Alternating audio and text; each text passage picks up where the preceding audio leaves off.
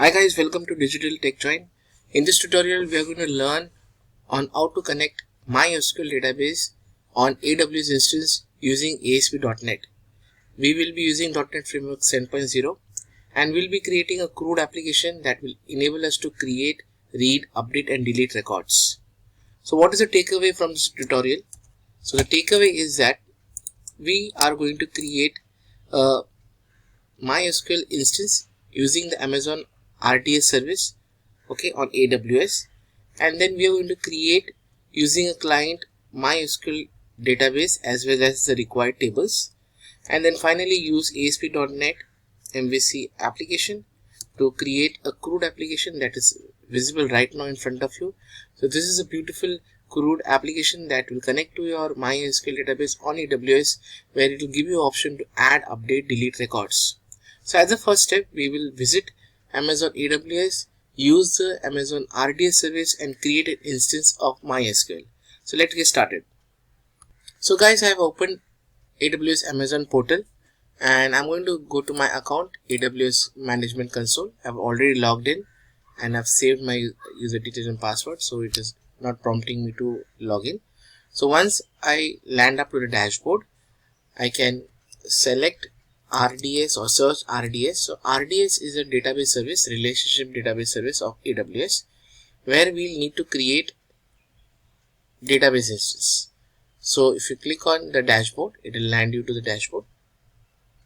Okay, and here you can see this is the dashboard which shows you how many DB instances are created. Right now there is one DB instance already created that I will be using in this tutorial, but I'll just walk you through how to create.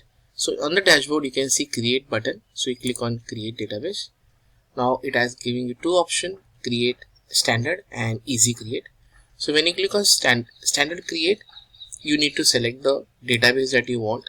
So in our case it is MySQL, and when you select standard and the database that you want to create, you need to provide all the inputs on your own to create an instance in AWS.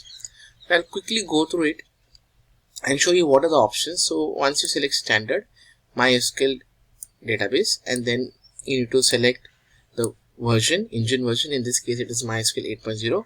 Then template, it offers you production, dev, test and free trial. So I'll select free tier, and then it shows you the availability zone, and then finally this is important, DB instance identifier.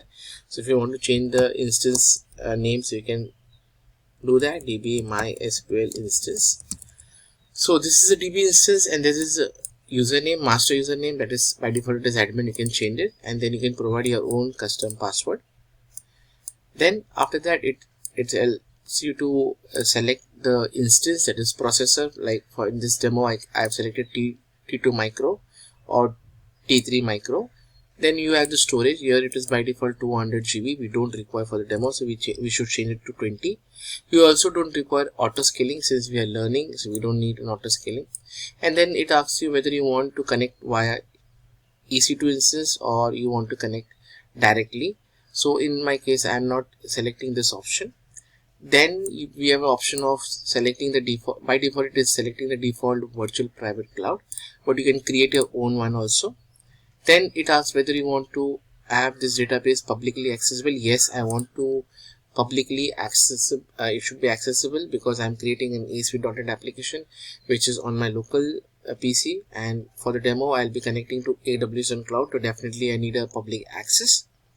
Then we have the security group. Now security group, it is nothing but it is manages for that VPC which is selected above. It manages the inbound and the outbound request. So this is important. And then I'm not selecting any availability zone preference. It is taken by default.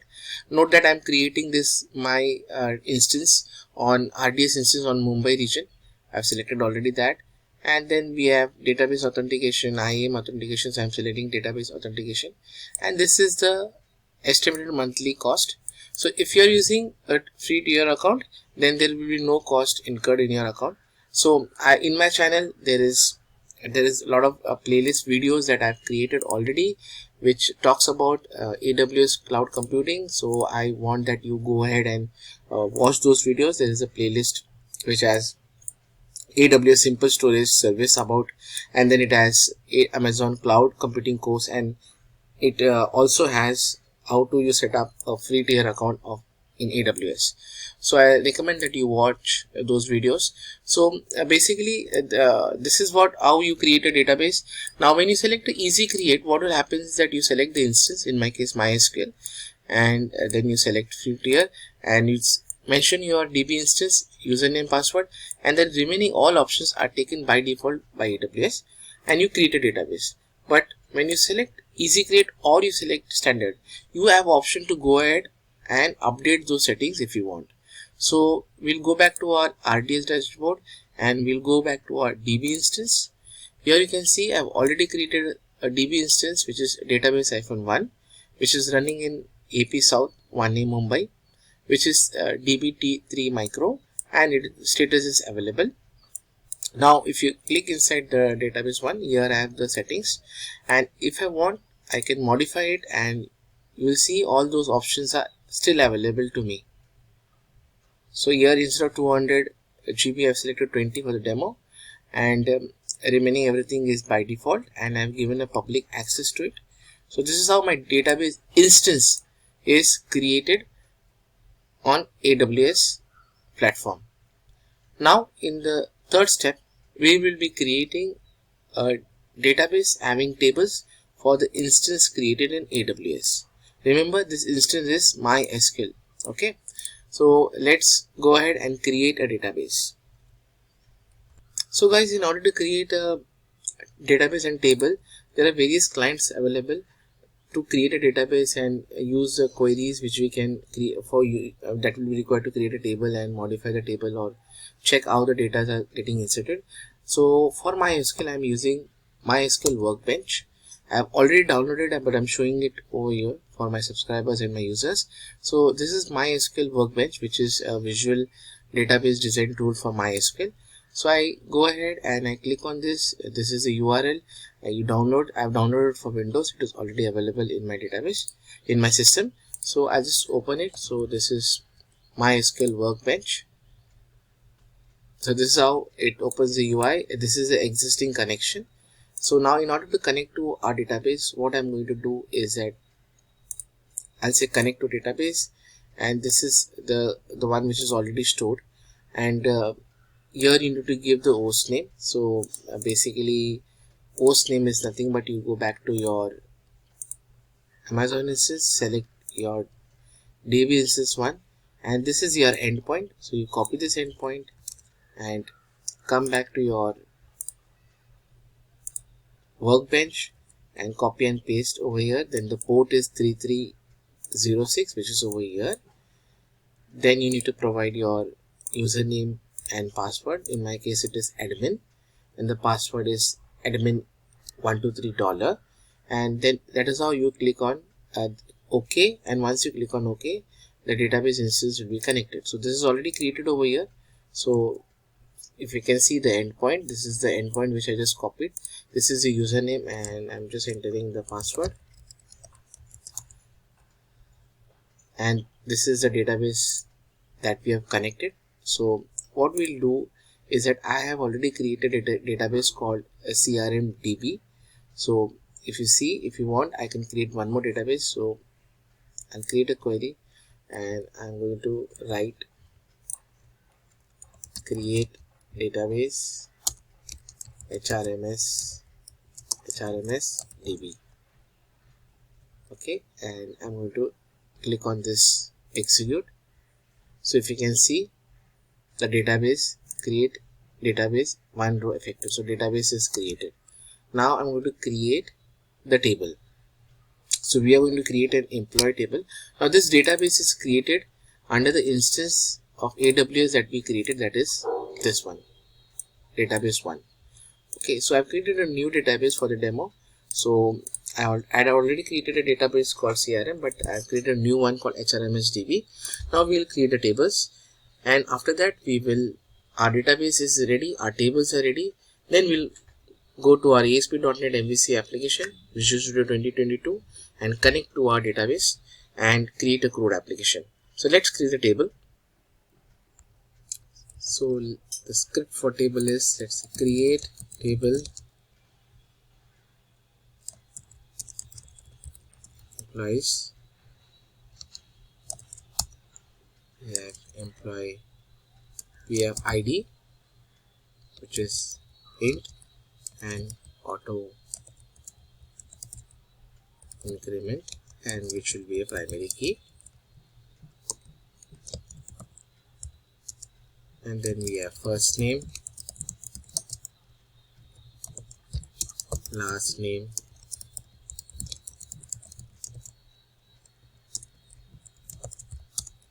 address, and city.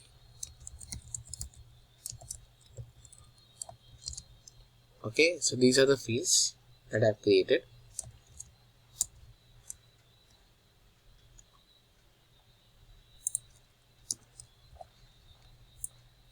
I just select it and execute it.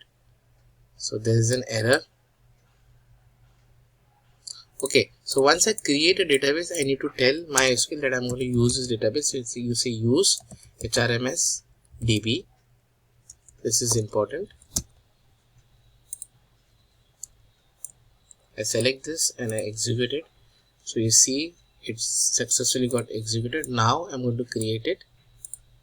It's got created. And then let me say select all from employees. You see there is no record. The record is fetched and there is no record. So we have created a database under the instance that we created in AWS, and we are using HRMS DB database, and we have created a table called employees. Now remember one thing which I skipped.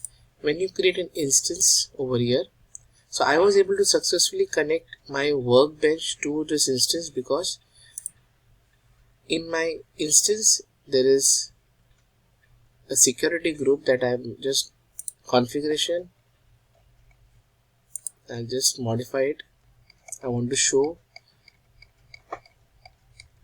you that inbound and outbound access, how that works. So I'm just going to show that.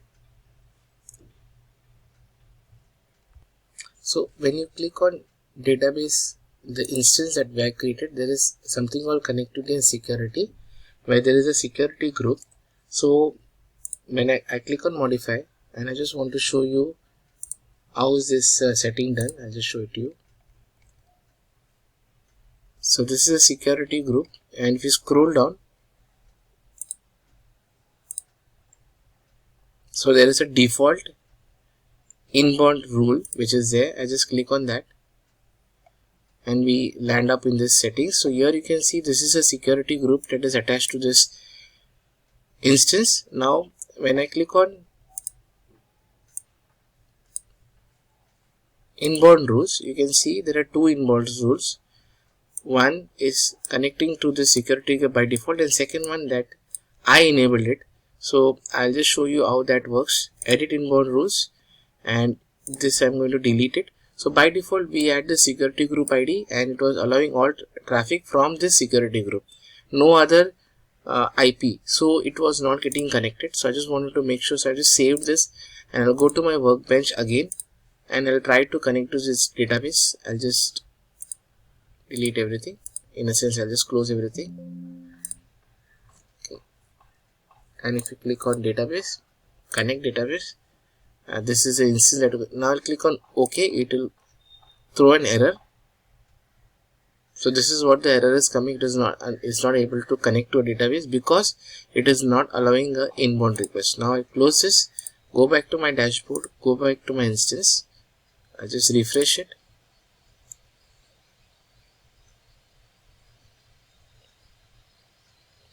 Okay, I select my instance from the RDS dashboard.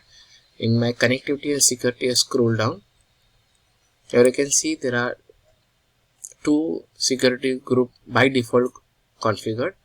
I select the first rule. This was error from the workbench, and I select this group and I say edit inbound and I add rule. Here I am selecting all traffic. Click on the search and I select this option. This option means all the inbound requests from to this database. I click on save. So once I edit the security group, I go back to my workbench and I try to connect the database. Click on connect and click on OK, and it is able to connect. I'm entering the password. You see it got connected, and I'm going to say use HRMS DB.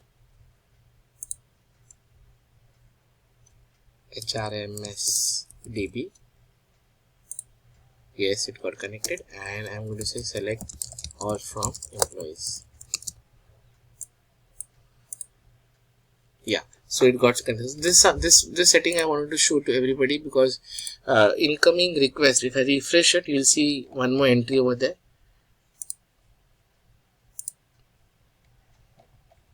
You can see I've added one more rule which says incoming from all IP addresses. So this was important. So make a note of that. Now we have connected our database, we have created a table. Now it's time to invoke our Visual Studio 2022 Dotnet Framework 7.0 and create a simple CRUD application.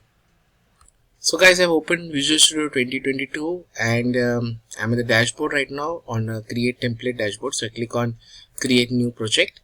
I select ASP.NET MVC pattern and then I select AWS MySQL demo. This is a project name. I click on next. I select .NET 7.0. I click on create. Our template is loaded.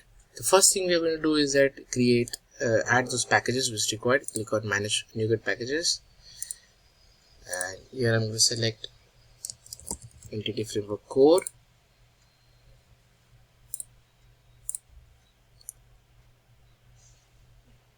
Then I'm going to select tools.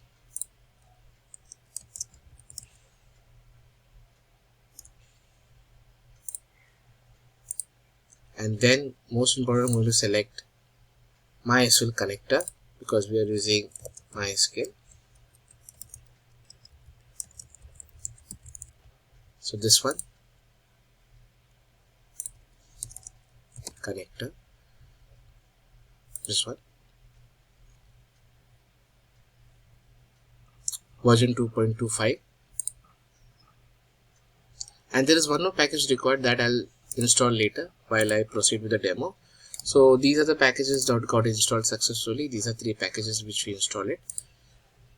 Now let's go ahead, and first important thing is that add the connection string. So I go to app setting and here I'm going to enter the connection string.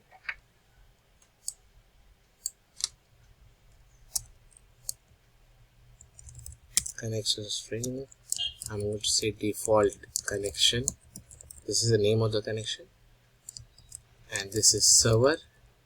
Now server is something that the endpoint that I have to take from the AWS. If you click on RDS, I go to my instance. I click on my instance. Here you can see the endpoint. So I copy this endpoint, and the same endpoint was used to connect to Workbench. If you see over here, this is the host name. The same endpoint was used over there with the port 3306. So we go back to our Visual Studio and paste those endpoint, and then remember put a comma and also mention the port number, that is 3306. 3306 is for connecting to MySQL database, and to connect my SQL Server database, Microsoft SQL Server database, it is 1403. Okay, anyway, so this is the port, and then I enter the database, and the database is HRMS DB, and then I enter username. So user is admin, and my password is a capital 123 $. That's it. This is the connection string that you need for connecting to MySQL AWS Cloud Database. So once my connection string is established, I will create my model class. So I'm going to right click on model and say add new class, and this will be employees entity. Now here I'm going to create certain properties. So let's say public. So I just need to check what was the table that I created it. Yeah, so it's ID, first name, last name, city. So I'm going to use the same properties. ID, this will be my key.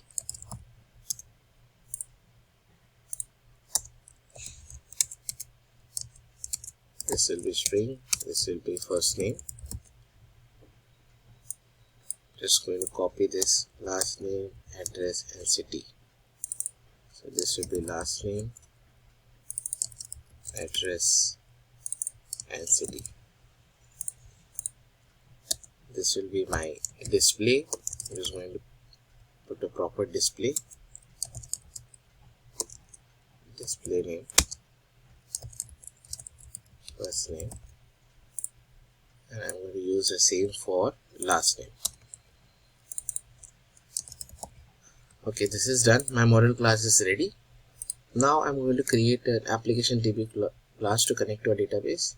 So create a folder called data, and I right click, add class, and name it as application DB contest class.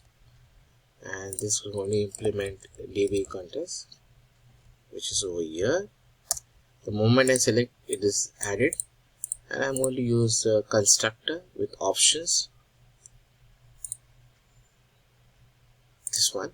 So this is a constructor with the options, and I'm going to inject the connection string from the program.class, which I'll show it to you shortly. And then finally I'm going to create a DB set, that is a table, and I'm going to pass my employee entity class, and the table name, as I given in my work database, the table name is employees. So here also I have to give my name as employees, and I create the property. So my class is ready. Now finally I go to my programs, and here I need to include the services to connect to our MySQL database. So if you notice, I'm going to create services, builder.services, that add DB contest class. I'm going to use my application DB contest class. I'm going to use options, and I'm going to use the connection string. So here I'm going to use options, and options dot use MySQL. Now if you notice, MySQL is not available. Okay, and even if I use the reference of Microsoft Entity Framework Core, use my, no, I'm not getting the options. So in order to get MySQL, I need to go ahead and add a package. So that is why I did not add the package, so that at this junction what exactly we need to do. So right click and go to manage NuGet package and search for Pomelo. So basically POMELO. So this one, Pomelo Entity Framework Core.MySQL version 7.0. Click on that and install it. So once you install it and go back to your programs, I'm going to add the service again. So I say builder.services.add DB contest, and I'm going to select application contest, and here I'm going to say options,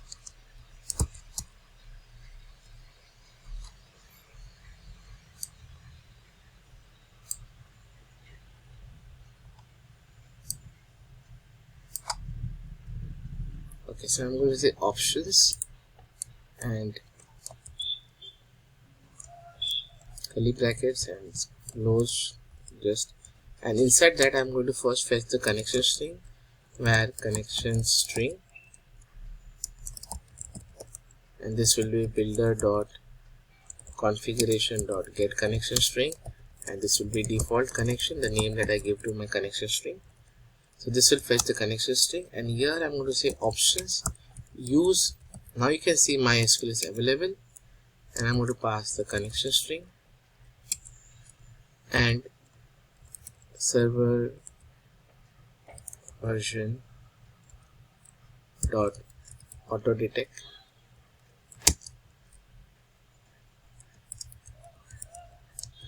and pass in the connection string.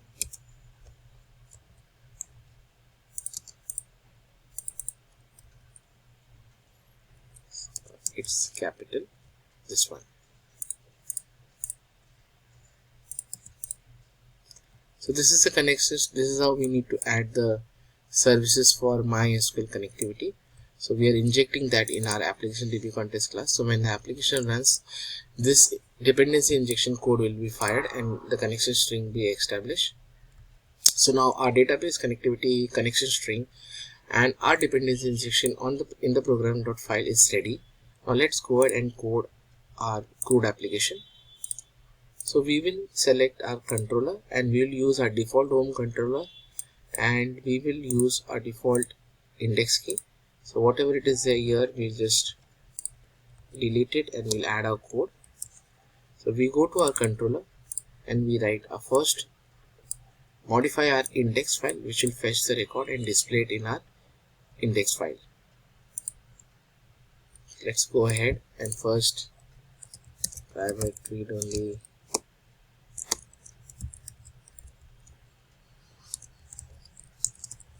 instance of DB, application DB, and this is our database instance. Now in the constructor we'll pass this application DB, and here we'll initiate it. So this is our database connector which is initiated in the constructor. Now we go to our index, and index will fetch the record. So here we are going to say list employee entity employees,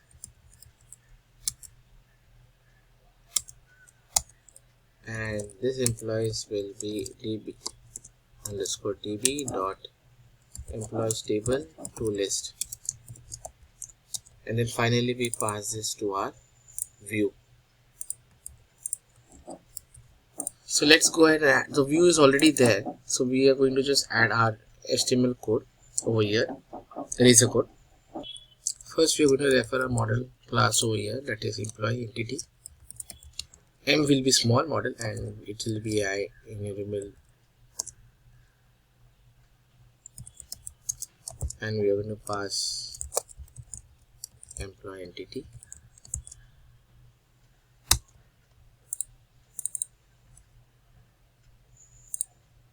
employees. It's employees. Okay, once that is done, we are going to create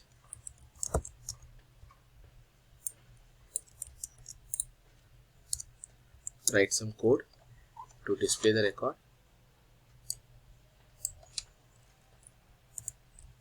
So take class row d4.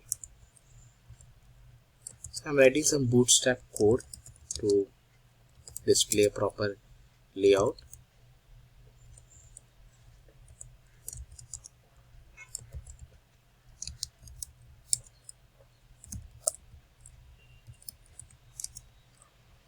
So we have a titles which says view all employees.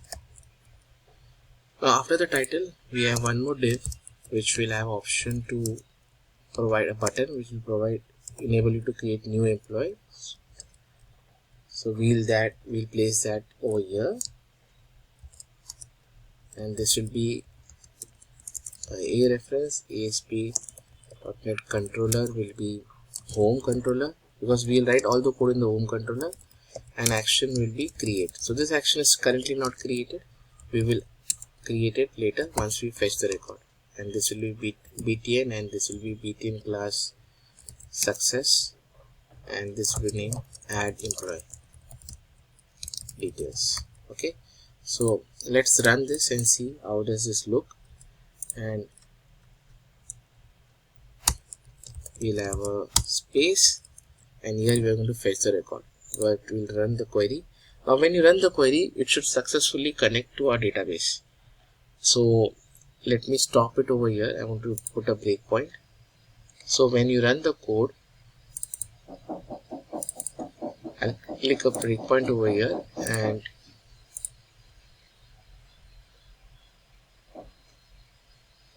in fact I should keep a breakpoint in the index also. So I'll keep a breakpoint over here and I'll run the code.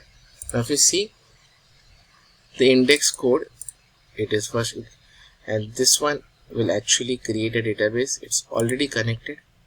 If you see, the database was already connected to database without any error, and no database selected. Okay, let me just go ahead, check the connection string.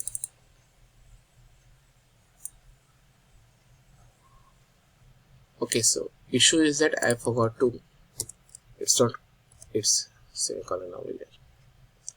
So there was an issue in the connection string. So server is, this is a server endpoint, then comma port, then we need to specify the database, then we need to specify the username and password. So I'm sure this will run this time. So I remove the breakpoint because we have created in the index, and you see it got successfully connected, and right now we don't have any records. So our main tutorial motto is completed. We were able to successfully connect to our MySQL database. Now we'll proceed and create a small application. That's what we are doing it. So let's go ahead and pre-populate this information in an index. So right now there's no record, but we will handle that. So how do we handle that? We write over here capital M, model is not equals to null, and model dot count is greater than 0. This is the first condition. Otherwise, else we are going to say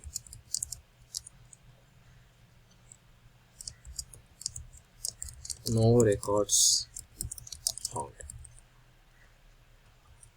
Okay.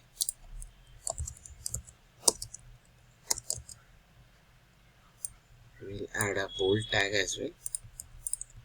Inside, if the model has record, then we are going to write a code and we are going to iterate the table. So we are going to create a table. We'll add a class table bordered table. Let's add some over effect, and table stripe, and width is 100%. So this is our table, and then we will create a header and a row, and then header will have first name, last name, address, city. First name, last name, address, and city.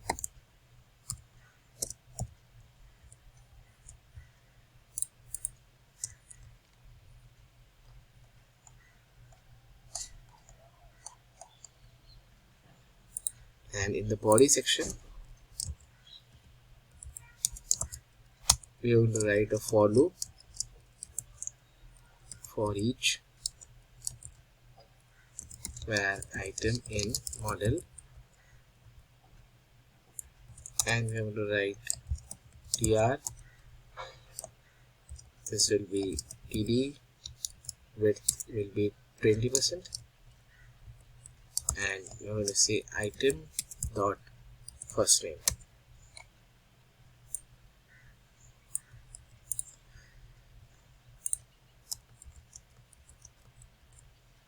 This will be last name, this will be address, and this will be city.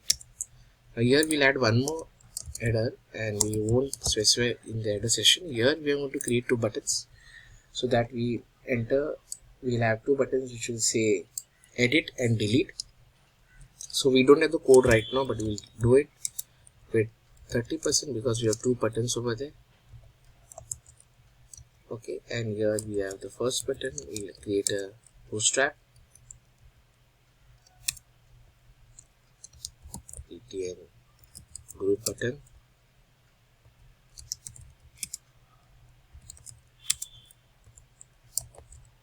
Okay, and inside this we're going to create two controllers. So basically this will be home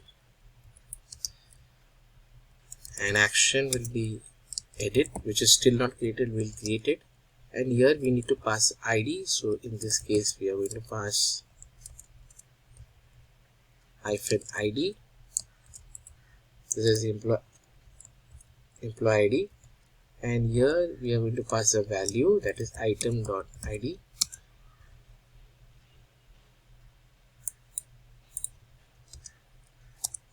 This will be button class primary, and just we'll add one space between two buttons, and this will be edit. I'm going to copy the same thing, paste it, and this will be delete. Action will be delete, control will be home. It will pass the ID. There is no change over here, but this time it is not primary, it will be and we are going to remove this because we already had a space between two buttons, and this will be delete. Let's run the application now. Okay, so there is some issue. Okay, so this is count with this.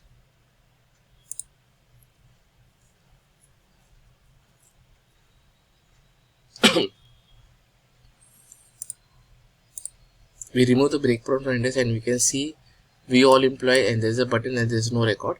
What we can do is we will open a workbench and we'll try to add one record. So we are going to say write a small script, insert into employees, and this is ID, first name, last name, address, city. Values is, we don't want to give for ID because this is auto incremented. We are just going to say values as John, then dice, address, let it be address, and city is Mumbai. Okay, and we are going to execute this.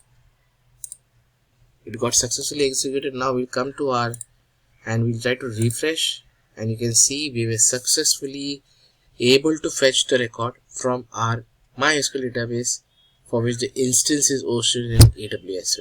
So this is a beautiful grid that is displayed with the details.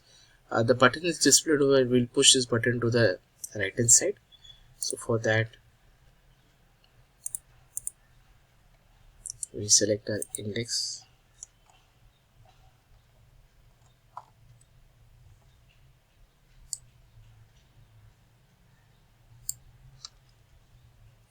Here we can see our call 12 where we have placed the button, and here I'll just type text LG end, and I'll just refresh it, and you can see the button is displayed over here. So now it looks very neat. It says we all employee, this one employee, we got an edit button, delete button, and add employees.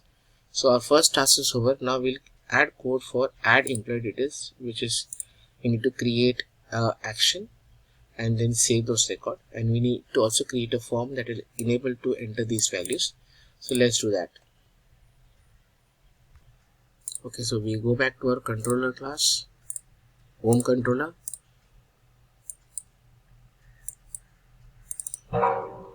and we create an index. We'll say public I action and say create, and this will return a view. Okay, so we right click on this, say add view, select Razor view empty and we name it as create. So this is where we are going to write our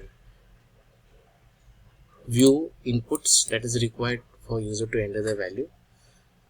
But let's go ahead first. This is a view that we'll be creating, but also write the code over here that will actually save the record in database. For that, this is a create, and this create now will take inputs as in employee entity details, and this will be post.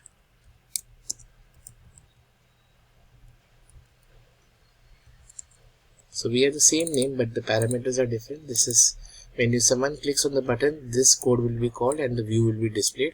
And once somebody enters the record and clicks on submit, we are going to call this post, pass the values to be saved in database.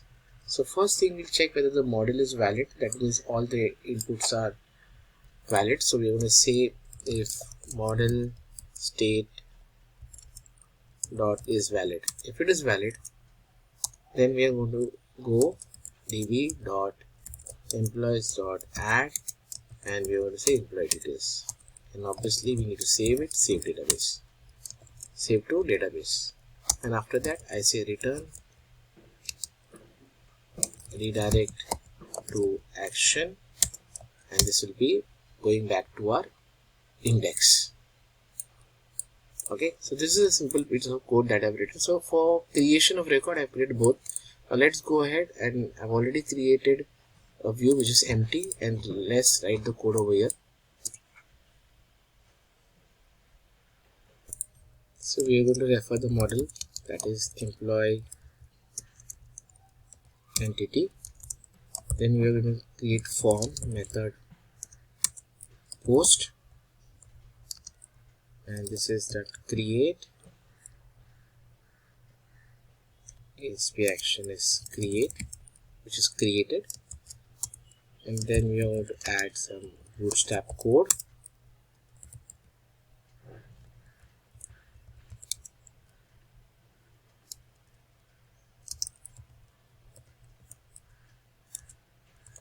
This is a bootstrap code, and obviously we are going to use ASP.NET summary, validation summary.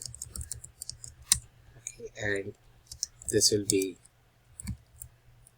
if there is any issue, it will show it in red. So this is a bootstrap which we created summary.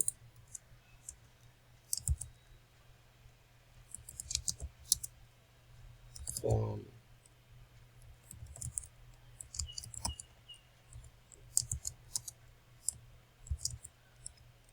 this will be our header class, header which will have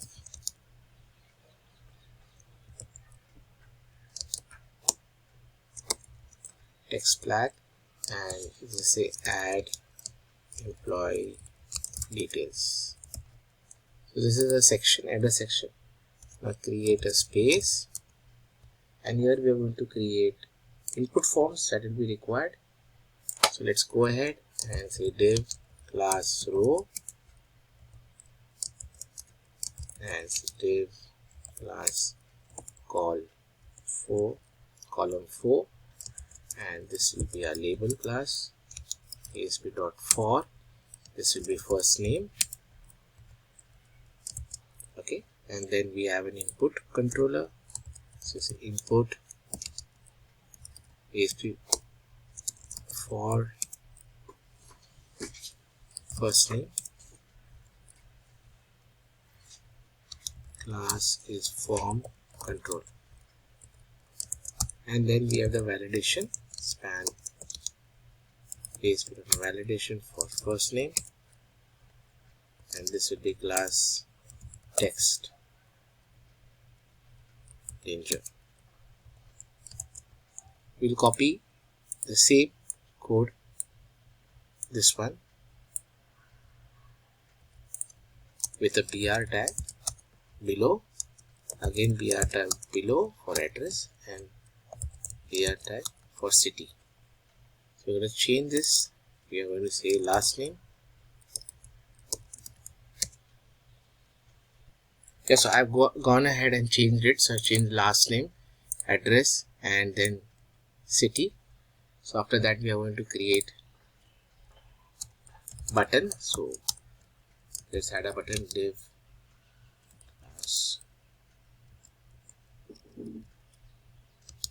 button group,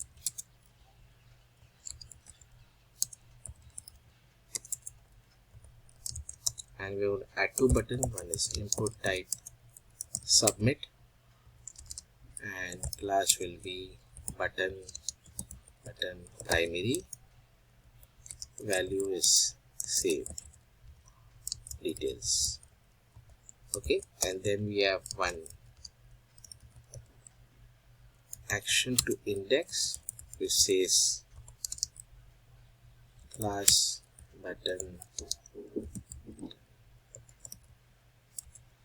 primary which says, and we want to add one space mx1, and this will be back to list. Okay, so our page is ready. So let's go ahead and see things in action.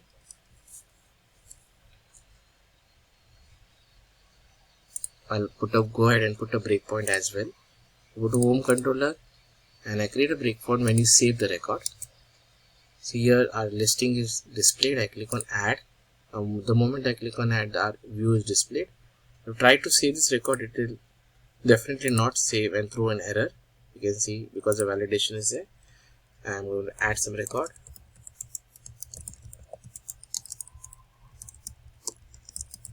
City Mumbai, and click on save.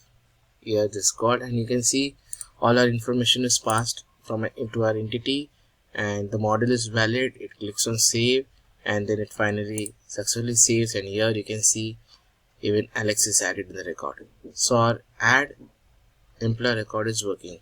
Let's go ahead and write code to edit the record now. So let's go to our home controller over here. Like how we did for create, for the same we will do for edit.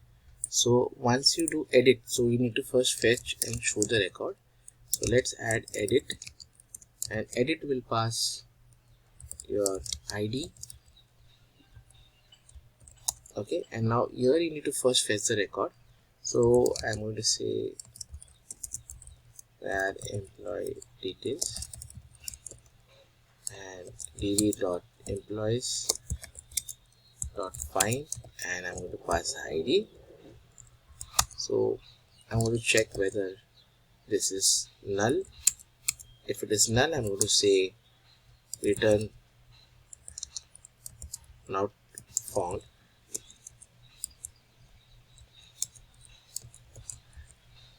Otherwise, I will go ahead and fetch the employee details. I've already fetched those employee details over here.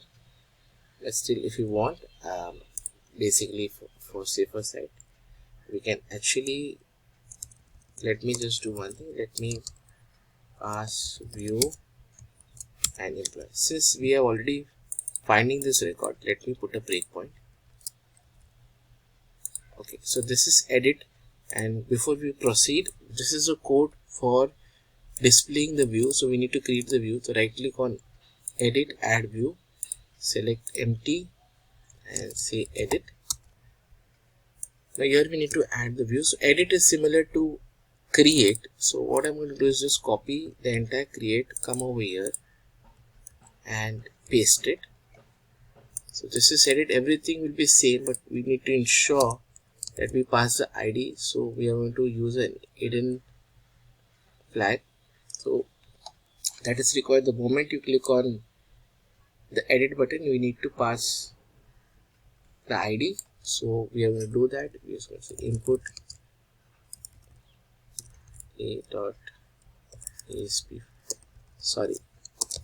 ASP4, and this will be ID and this will be hidden. This is important. Rest all remains the same. And here it is, the action method is not create, it is edit. Because once you click on submit, the record needs to get saved in a database. So this will be edit over here, right? So let's go ahead now. Go to our home controller. So this will display the view. Let's also go ahead and write the record. But before you write the edit actual code, let's go and see whether we are able to fetch the record and display it in the view. So I click on the second record. It finds the record. Now if you click, so it's already, the record is available, and we simply pass it to our view and we should be able to see the details. Here you can see the details are available. I'll not click on save details and also change the title, because this is not add, it's edit. So click on the edit view and say modify employee details, and I need to write the action over here. So I go to the controller now, home controller, and I just copy this, paste it, and this will be HTTP post. Okay, and instead of ID, this will be employee entity, and this will be employee details. Okay, and here you need to check the model state. So I'm going to say if model state is valid, then I'm going to say db.employees.update instead of add and employee details.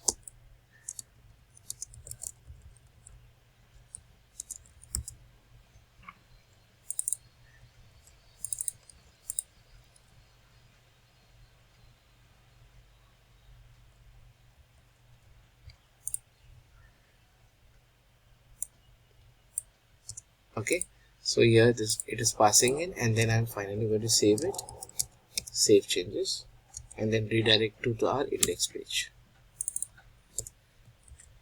Okay, so this is a code that I have written for editing the record.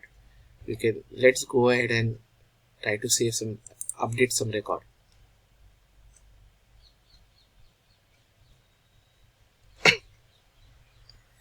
So click on Alex and you change the record, and we change the address details, and you click on save button, and you can see the address got updated. So now our add is working, our edit is working, and finally let's go ahead and code for the delete. So let's go to our controller, and delete will be similar to our edit. Delete will be similar to our edit. Let's copy the first edit that displays the view, and I'm going to say delete.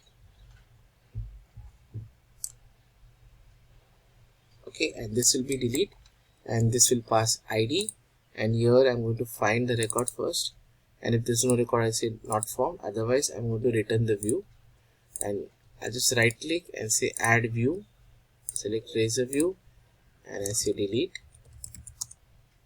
Okay, and I'm going to copy the edit view code over here, Razor code. I copy this, I go to delete view and I paste it. Here I'm going to, since it's delete, so here I'm going to say delete employee. This is the action button that method that I'm going to create, and here I'm going to say delete employee details and question mark, and I'm going to remove validation because obviously this will work. And the input, make sure that you make it to read only because nobody is going to edit it. So these two things you need to do it. Just copy that into other controllers, and I'm going to remove this validation.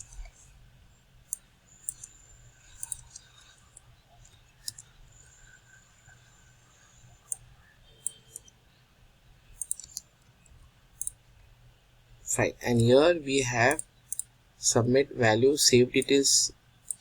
This will be delete, which will be red, so this will be danger, and this will be primary and back to.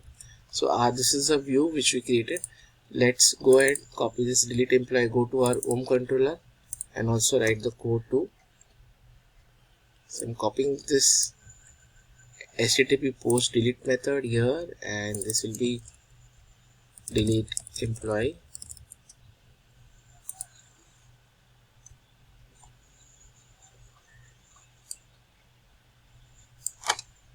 and here I'm going to take the ID. First I'm going to find it like I did in my previous code. Okay, and if I find a record, then I'm going to delete it. I say db.employees.remove, and this will be my employee details, and obviously I'll save it and then redirect to our index.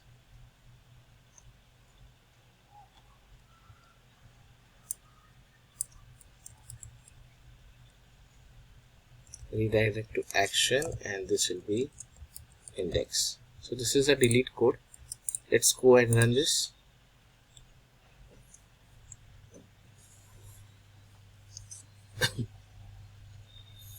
So let's create one employee to be deleted, named Bob, and this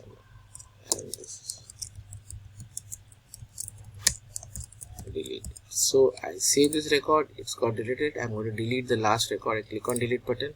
You are successfully able to fetch the record, and I click on delete button and it got deleted. So finally, let's apply a bootstrap as I promised. So for bootstrap applying, I go to a site called bootstrap bootwatch and select that. Just scroll down. There's a lot of themes. In this demo, I had selected this one, COTS. So I click download and I download the bootstrap CSS. I open that CSS, copy the entire content, go back to our page and go to our www root. Under CSS, right click, add new item, and I select CSS template. So there's a style sheet over here. Here you can see style sheet. I name this as my demo CSS. Let me name it as MySQL CSS. So it's not CC, it's CSS. Okay, and I just copy that over here. I save it. Now I go back to my shared underscore layout, and here you can see this was the original one. I replaced that with MySQL CSS. Similarly, I need to replace the JavaScript, bootstrap JavaScript. So I go back to site and I say get bootstrap, and here I scroll down, I select this include vs CDN. You can also copy it, but I just copied this over here. We can download that file, JS file, and dump it over here, JS folder. But right now I just copied it. I go back to this, I comment this line and I paste it. So this is how I applied my bootstrap over here. Now let's see and run the application. How does it look?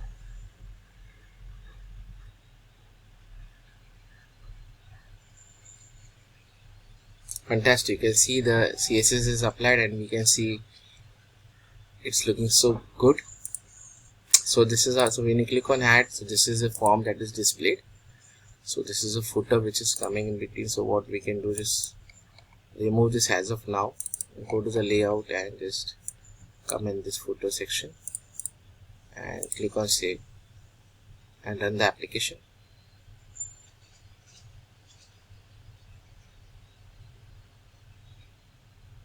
Yes, so we can see it's add and we can add a record.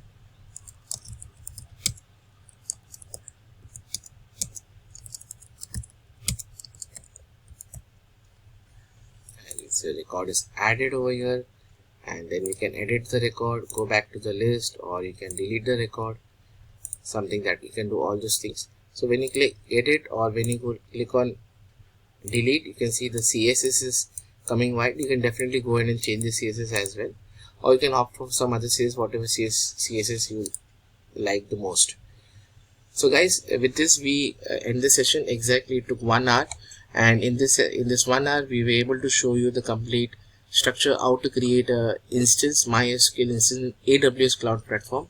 We created our database and table using our MySQL tool workbench, and then finally we created an ASP.NET MVC application and completed the entire CRUD operation using MySQL database on cloud. I hope you like this video. Please do share my channel link with your friends, colleagues and family members. Help us to grow our channel, like and comment our videos. Thank you so much for your time.